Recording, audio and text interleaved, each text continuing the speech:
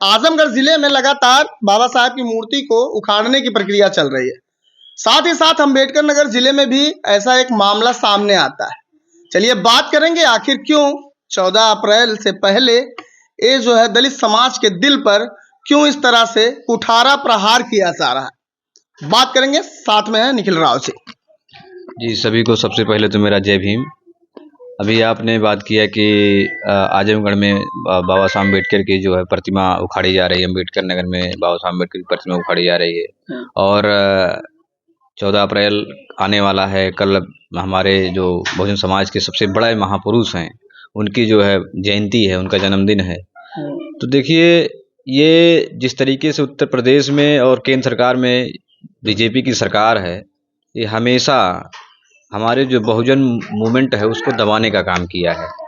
तो जिस तरीके से ये कुठारा मानसिकता है इन लोगों की कि बाबा साहब अम्बेडकर दलितों के लिए, पिछड़ों के लिए और आदिवासियों के लिए, मुसलमानों के लिए जिस तरीके से काम किया, उनके शिक्षा से लेकर बिजनेस से लेकर एजुकेशन से, जितने भी हर तरीके हर मुद्दे पे उन्होंने काम किया, इनको ये अच्छा नहीं लगता है क्योंकि वो बराबरी नहीं चाहते हैं। वो चाहते हैं कि इस देश में जो जैसे ही पहली व्यवस्था थी कि जाति व्यवस्था बनी रहती थी एक दूसरे को दबाने के लिए, उस व्यवस्था को ये लोग चाहते हैं कि बरकरार बनी रहे।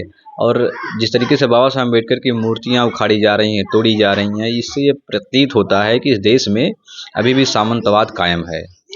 उत्तर प्रदेश के सूबे के मुखिया आदित्यनाथ योगी का कहना है कि अपराधियों के घरों पर बुलडोजर चलेगा, लेकिन फूलपुर में एक मामला सामने आता है जहां पर प्रशासन द्वारा बुलडोजर लेके आया जाता है बाबा साहब की मूर्ति के पास।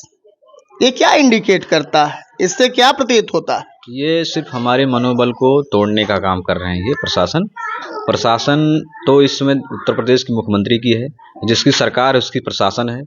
तो ये हमारे समाज के लोगों को दबाने का काम किया जा रहा है, उनके मनोबल को दबाने का काम किया जा रहा है। लेकिन यहाँ पे जो हम लोग हैं, अब आज़ाद समाज पार्टी भीम आर्मी के लोग हैं, अब पूरे देश में घर घर जाके, गांव-गांव जाके जागरूकता अभियान फैला रहे हैं।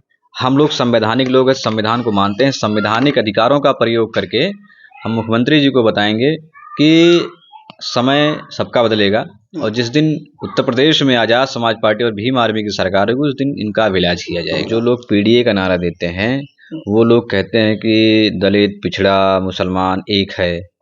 जो मान्यवर काशीराम साहब ने नारा दिया बहुजन, अब उसी को उन्होंने तोड़ मड़ोड़ के बीडीए बना दिया। अब पीडीए को समझना चाहिए कि दलित, मुसलमान और ओबीसी एक ही समाज, एक ही क्या नाम है मूवमेंट के लोग हैं और इनकी लड़ाई एक ही है। तो जिस तरीके से आपने बताया कि आजमगढ़ में ऐसी घटनाएं हुई हैं, ये बहुत ही निंदनीय है और इनकी मानसिकता कुंठित मानसिकता है। तो इस मानसिकता को इनको ख़त्म करना पड़ेगा। अगर ये ऐसी मानसिकता रहेगी तो कभी भी इनकी जो है मिशन पूरा नहीं हो पाएगा और ना तो ये सुरक्षित रहेंगे, क्योंकि सबकी ज़रूरतें हैं। जब तक एक दूसरे का सहयोग नहीं होगा तब तक ना तो ओबीसी समाज का कोई भी बिरादरी हो, चाहे वो यादव हो, कुर्मी हो, राजभर हो, चाहे जो बिरादरी हो, अगर ऐसी मानसिकता के साथ आएगा तो वो समाज उसको दरकिनार कर देगा। चाहे वो कितना भी बड़ा तुर्रम खां हो, कितना भी बड़ा विधायक हो, कितना बड़े सांसद हो, क्या क्यों ना क्यों अखिलेश यादव जी भी हों, अगर ऐसी मानसिकता से वे आएंगे तो उनको समाज स्वीकार नहीं करेगा, उनको समाज किनारे कर देगा। तो हम लोग जिस तरीके से वो लोग अगर ये बात कर रहे हैं या उनको मार रहे हैं, पीट रहे हैं, तो ये बर्दाश्त करने वाली बात नहीं है। ये संवैधानिक प्रक्रिया है, उनके खिलाफ कार्रवाई कराई जाएगी। संविधान में अधिकार है, उनको जेल भिजवाया जाएगा। तो हम लोग उसके लिए तत्पर हैं और हमारे समाज में दलितों के ऊपर अगर इस तरीके का अत्याचार होगा तो फिर भीम आर्मी आज़ाद समाज पार्टी है, उनको समझ में आ जाएगा कि हम लोग कितनी मजबूती के साथ खड़े रहते हैं। और जिस दिन हम लोग क्या नाम, समतावादी लोग हैं, समता में विश्वास रखते हैं, तो हम लोग अभी समझाने का प्रयास कर रहे हैं, बहुजन बनाने की बात कर रहे हैं। तो हम उनको बहुत बार समझाए भी हैं, चाहे वो किसी भी बिरादरी के हों, लेकिन जिसकी मानसिकता ही गलत होगी तो उसका इलाज जो है ऑलरेडी करा दिया जाएगा वो संवैधानिक प्रक्रिया से, क्योंकि संविधान सबको अधिकार देता है अपनी बात करने का, अपनी बात रखने का, संरक्षण देने का।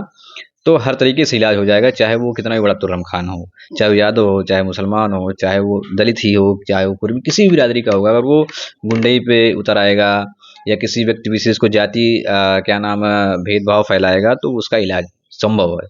उसका इलाज हो जाएगा। क्या लगता है कि इस सदी में भेदभाव कम हुआ है या फिर आज भी भेदभाव एकदम पूर्ण रूप से खत्म हो गया है? क्या छोटी जातियों से आज लोग जलना छोड़ दिए हैं या फिर अस्पृश्यता की भावना खत्म हो गई? क्या लगता है, ये सब परिवर्तन आया है क्या? देखिए, इस देश में आज तक हम्म, जब से संविधान लागू हुआ है तब से हम्म, लगातार परिवर्तन हो रहे हैं, लगातार क्या नाम है बदलाव हो रहे हैं। लेकिन जिस तरीके से उत्तर प्रदेश जब से केंद्र में बीजेपी की सरकार है और उत्तर प्रदेश में मुख्यमंत्री योगी आदित्यनाथ जी की सरकार है, तब से फिर से इस देश में सामंतवाद का पूरा चरम सीमा पे है, जातिवाद चरम सीमा पे है। फिर से जो बहुजन मूवमेंट को बना के एक एकजुट बनाया गया था, फिर से उनको अलग अलग अलग थलग कर दिया गया। फिर से जो है जातिवादी नीतियां फैलाकर लोगों को परेशान कर किया जा रहा है। तो अब जो आपने पूछा कि उत्तर प्रदेश मतलब देश में क्या अब सामंतवाद नहीं है या जातिवाद नहीं है, बिल्कुल सामंतवाद जो जातिवाद इस समय चरम सीमा पे है। लेकिन जो पढ़े लिखे लोग हैं, जो समझदार लोग हैं, जो शिक्षित लोग हैं, वो लोग का उन लोगों का काम है कि हम लोग एकजुट होके इस लड़ाई को मजबूती से लड़के और बीजेपी के जो नीतियां हैं उसको ख़त्म करके अपना क्या नाम है खुद का जो मूवमेंट है उसको स्थापित करें। और जिस देश में जातिवाद होगा, जिस समाज में जातिवाद होगा, उस जाति का उस समाज का कभी भी विकास संभव नहीं है।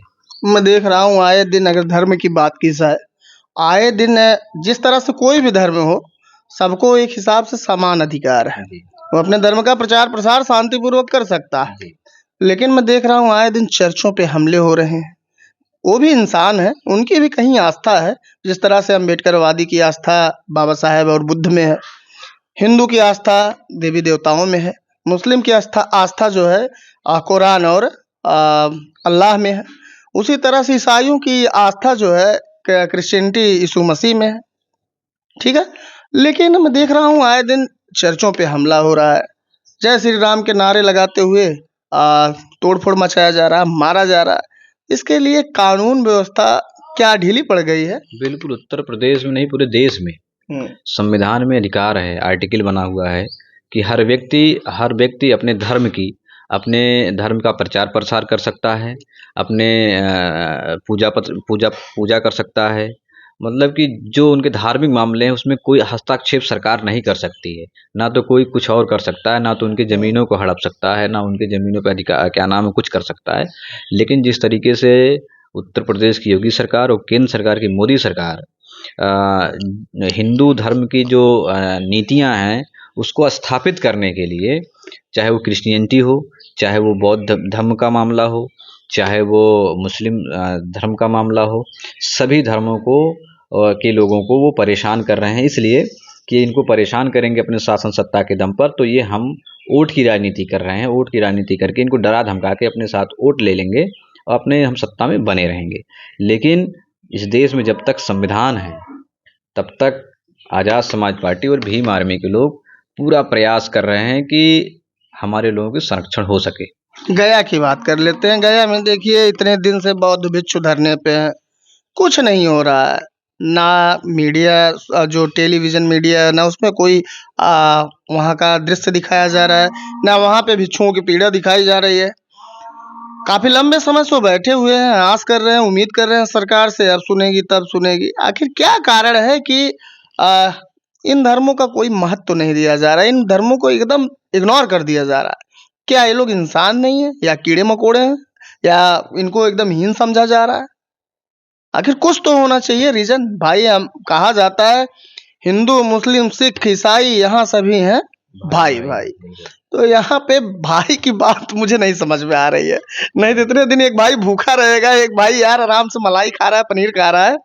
तो ऐसा क्या है समझ में नहीं आता है। मुझे यहाँ की जो राजनीति है, मुझे लगता है कि इस तरह से तोड़ो-मरोड़ो। आपको क्या लगता है, आप बताइए? देखिए, रही बात बिहार की बोध गया की, हुँ, तो एक अमेंडमेंट पास हुआ विधानसभा में हुँ, कि जो यहाँ का ट्रस्ट होगा उसमें उसका जो है उसमें एक हिंदू होगा, एक और क्या नाम है, दो बौद्धिस्ट होंगे, तीन। हुँ, जो कि कोई भी ट्रस्ट बनता है जो धार्मिक ट्रस्ट होता है तो उसमें उसी समुदाय के उसी धर्म के लोग होते हैं। लेकिन वहाँ की सरकार ने उसमें वो करके, क्योंकि जब हिंदू धर्म का आदमी होगा, श्रवण मानसिकता का आदमी होगा, तो अपनी नीतियों को स्थापित करने के लिए वहाँ पे लग जाएगा। आप गया में जाएंगे तो देखेंगे तो वहाँ पे भी देवी देवताओं का पूजा गया के अंदर होता है। वो इसलिए कि इस देश में बौद्ध धर्म को खत्म करने के लिए बहुत सारे षड्यंत्र किए गए, चाहे वो साकेत की नगरी अयोध्या हो, यहाँ से बौद्ध धर्म खत्म किया गया,